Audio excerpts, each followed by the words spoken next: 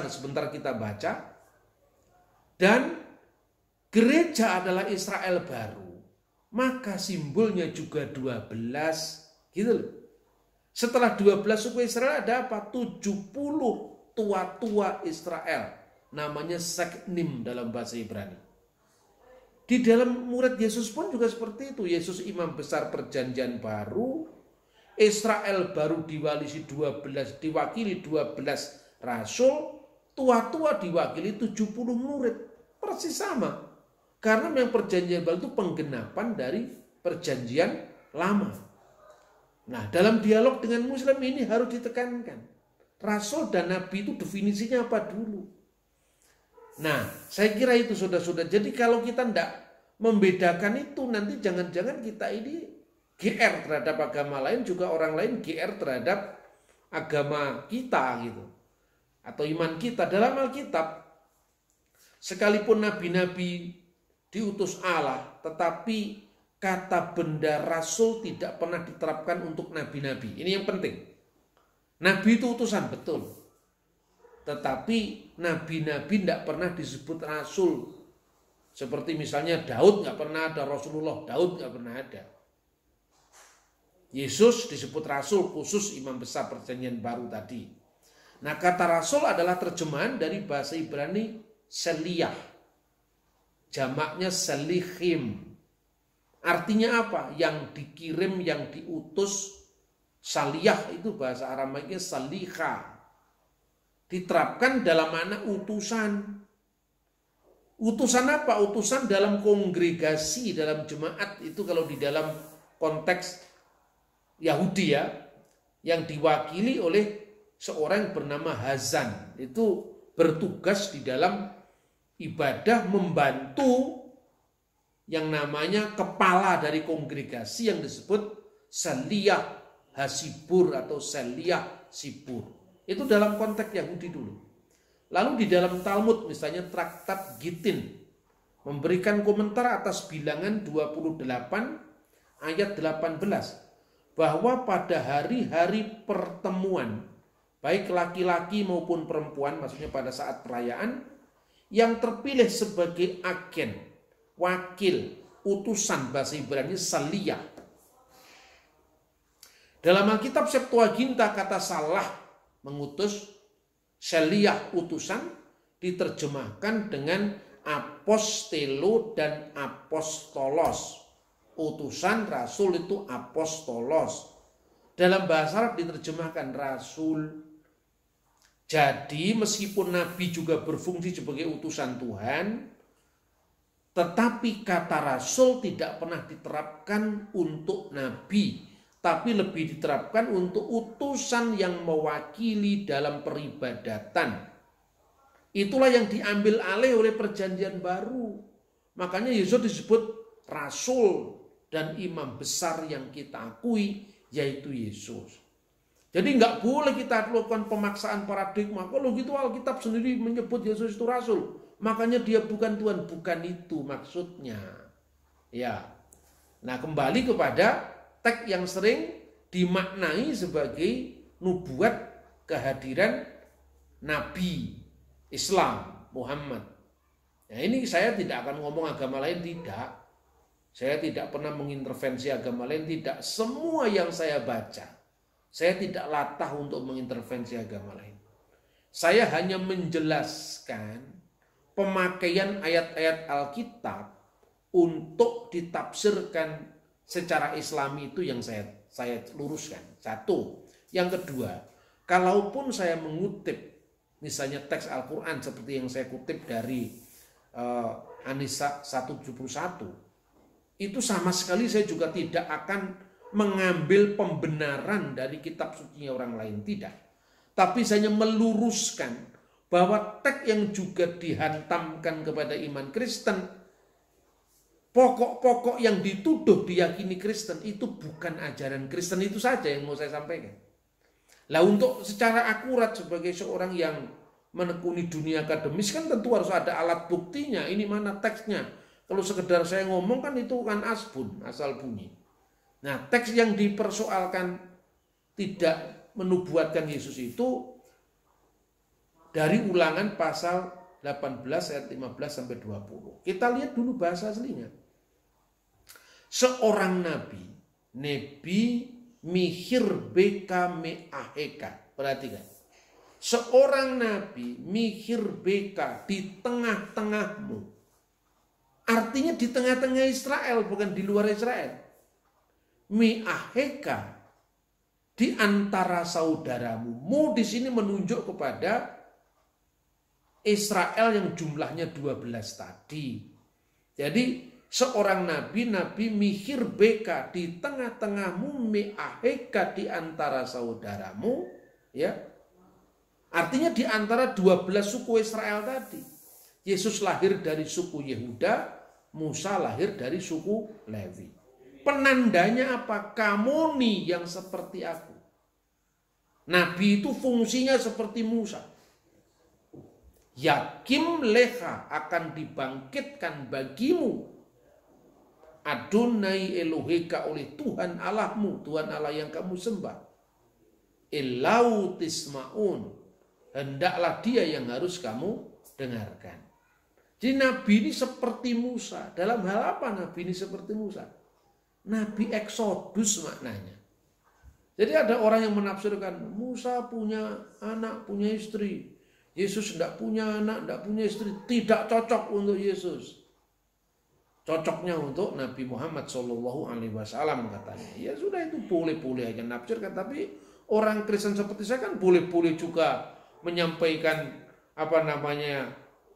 pelurusan tuh, wong itu kitab saya kok yang ditafsirkan kan gitu kan. Nah,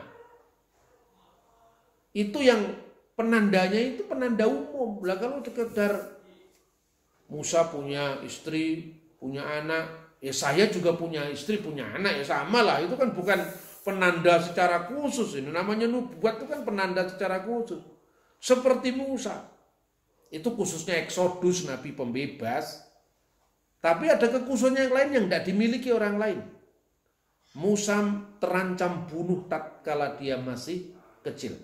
Diselamatkan oleh putri Fir'aun yang bukan familinya, yang bukan darah dagingnya. Begitu juga Yesus terancam bunuh oleh Herodes. Diselamatkan oleh Yusuf yang tidak ada hubungan darah dengan dia. Ya kan?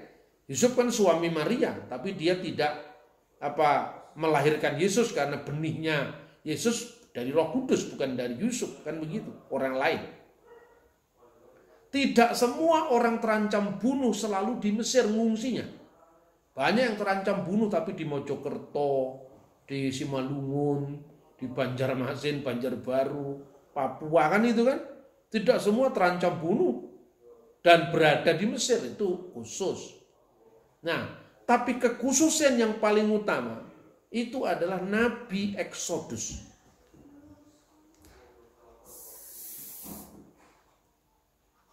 Kita lanjutkan.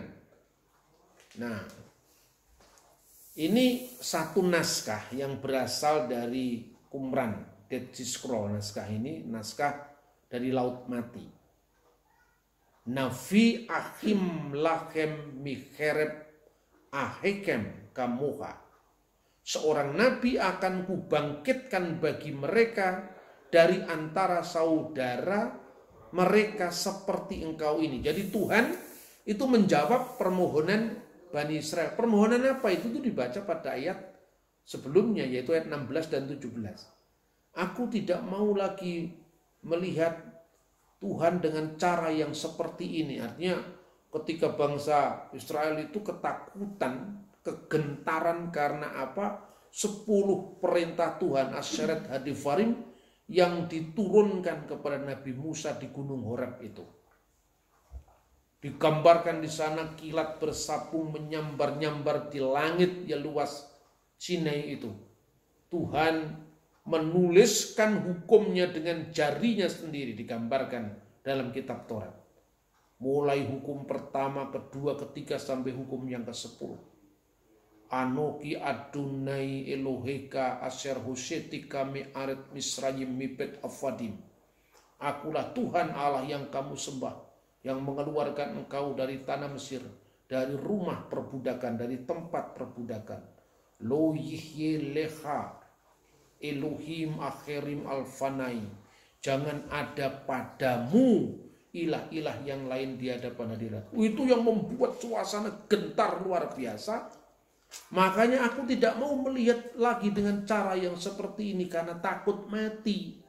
Maka Tuhan menjawab permohonan mereka itu baik. Ayat 17. Lalu ayat 18. Baiklah, seorang nabi akan kubangkitkan bagi mereka dari antara mereka seperti engkau ini. Dijelaskan lagi seperti engkau ini. Sampai hari ini tidak ada agama atau tidak ada nabi seperti kesamaan Musa dan Yesus. Dalam hal apa? Dalam hal pembebasan. Kalau Musa membebaskan Bani Israel dari penindasan di tanah Mesir, maka Yesus membebaskan seluruh Bani Adam dari perbudakan dosa-dosa mereka. Bukan dari Fir'aun, dari bosnya segala Fir'aun, dari iblis. Itu dibebaskan oleh Yesus, dan itu nubuat Nabi Musa di dalam Beresit atau kitab Kejadian pasal 3 ayat 15 tadi. Lalu simbolnya sama juga. Paskah. Kan itu kan? Apa setiap agama punya simbol Paskah? Lalu kesamaan Nabi Muhammad dengan Nabi Musa di mana? Kalau kesamaan dengan Yesus kan jelas. Orang Yahudi punya Paskah, yaitu Paskah Keluaran. Paskah pembebasan dari tanah Mesir menuju ke tanah perjanjian. Paskah Kristen jelas. Menuju kepada Yerusalem surgawi. Kan begitu kan? Simbolnya, Paskah itu artinya apa sih? Ketika 10 bala atau 10 tulah Tuhan jalankan di tanah Mesir. Tulah yang ke-10 itu adalah anak-anak sulung mati. Tetapi apabila sesuai dengan instruksi Tuhan, apabila di rumah-rumah umat Yahudi yang ada tanda darah anak domba dicipratkan di pintu-pintu mereka, maka Tuhan berfirman, waraiti hadam, dan apabila aku melihat hadam darah itu, artinya tanda darah itu, ufesakti alaiha, maka aku akan pesah lewat alaihem, ufesakti, maka lewatlah aku alaihem, atas mereka. Rumah-rumah yang ada tanda darah anak domba itu dilewati oleh kematian. Ini persis sama dengan iman Kristen. Tanda darah anak domba itu adalah anak domba Allah penebus dosa dunia. Maka simbolnya juga Paskah. Roti dan anggur. Nah, perhatikan gambar ini.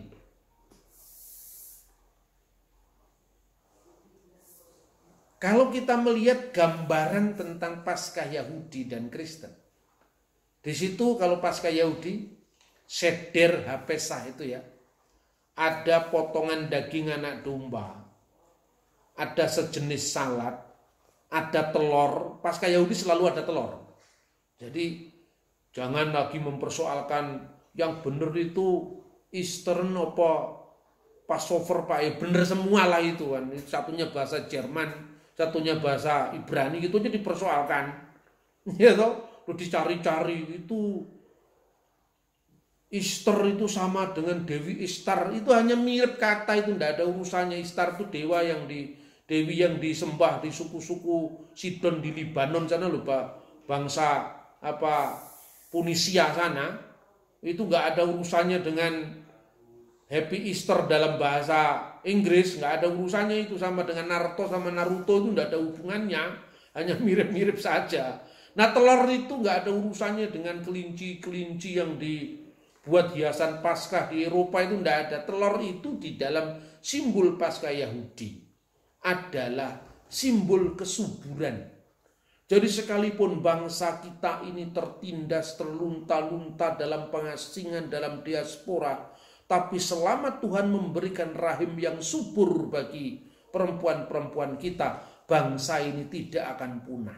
Dalam iman selama berabad-abad mereka selalu mengatakan setiap Paskah Yahudi, tahun ini kita di sini, tahun depan kita di Yerusalem. Nah itu. Makanya ada simbol telur, lalu ada simbol apa? Potongan daging anak domba. Tapi perhatikan, dalam Paskah Yesus tidak ada potongan daging anak domba. Tidak ada telur di situ. Yang ada cuma roti dan anggur. Nah, satu lagi, ini liturgi Paskah Yahudi. Ketika mereka memecah-mecahkan roti tak beragi, mereka mengucapkan dalam ritus bahasa Aram. Jadi ingat loh, Yudaisme tidak hanya berbahasa Ibrani, tapi juga ada bahasa Aramnya, maka tidak perlu dipertentangkan itu. Itu orang Kristen itu senengnya aja. Baru dapat satu keping ajaran, langsung mengatakan kita anti Yunani karena kita ini Ibrani. Ya, sekarang kan gitu modelnya. Loh, zaman Yesus itu memang Galilea itu wilayah bangsa-bangsa kok. Ibrani juga dipakai sebagai bahasa klasik pengajian Taurat. Aram dipakai sebagai bahasa percakapan sehari-hari, khususnya di wilayah Galilea. Bahkan setelah pembuangan Babel itu, ada liturgi Paskah yang memang berbahasa Aram. Contohnya yang saya tampilkan, mau saya tampilkan ini ya. Halakhama annea diakalu afaktana bi'ar amisrayim. Ketika macam-macam roti itu mereka mengatakan halakhama annea diakalu afaktana bi'ar amisrayim. Inilah roti sengsara yang dimakan nenek moyang kita di Mesir. Pertanyaannya, apakah Yesus pernah mengatakan inilah roti sengsara yang dimakan nenek moyang kita di Mesir? Tidak. Dia mengatakan inilah tubuhku yang dipecah-pecahkan. Jadi artinya Yesus secara sadar bahwa dirinya berfungsi sebagai anak domba Allah yang menggantikan anak domba Paskah Yahudi tadi. Kan gitu kan? Begitu juga ketika Yesus membagikan anggur itu, cawan anggur itu tidak dipahami sebagai cawan sengsara yang diminum nenek moyang di Mesir. Tapi sebagai inilah darahku, darah perjanjian baru yang mengesahkan perjanjian baru Allah dengan umatnya sesuai dengan nubuatan kitab Nabi Yeremia pasal 31 ayat 31 sampai dengan 33. Tidak ada hubungannya dengan Nabi Muhammad. Sama sekali tidak ada hubungannya. Minta maaf dalam penghormatan akan setiap perbedaan. Saya menyampaikan ini bukan untuk mengusik orang lain, tetapi untuk meluruskan kitab suci kita sendiri yang disalahpahami, bahkan dijadikan pembenar bagi agama orang lain. Kiranya semua orang hidup dalam perdamaian dan bisa mengerti posisinya masing-masing dalam konteks masyarakat Pancasila yang berbhinneka tunggal ika, berbeda-beda tetapi satu, tidak sama tapi bisa selalu bersama-sama. Salam alaikum. Bishem Hamasiyah.